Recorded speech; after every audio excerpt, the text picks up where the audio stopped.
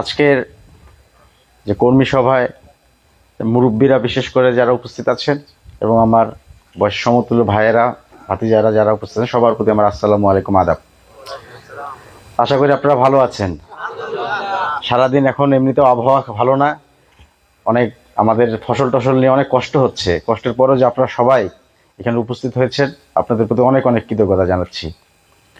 শুরুতেই বলি যে এখানে কিন্তু অনেক মুরব্বী মানুষ যারা আছেন, বিশেষ করে আমি ছোটবেলা থেকে অনেকজনকে চিনি, যেটা কিভাবে আপনারা আমার আব্বার কাছে যাতায়াত করেন। আব্বার কাছে যারা এখানে মঞ্চে অনেকজন আছেন, সামনেও আছেন, আমাদের বাসায় একাধিকবার আপনারা গিয়েছেন। তো আমার বাবার সাথে আপনাদের সম্পর্কটা শুরু, তারপর কিন্তু পর্যায়ক্রমে আমার পরিবারের আদর্শ সদস্যকে আপনারা সর্বোচ্চ যে চূড়া আছে আমাদের বাংলাদেশের সম্মানিত স্থানে সেখানেও নিয়ে গেছেন। সে কথা আমি বলছি না, কিন্তু যে আব্বাস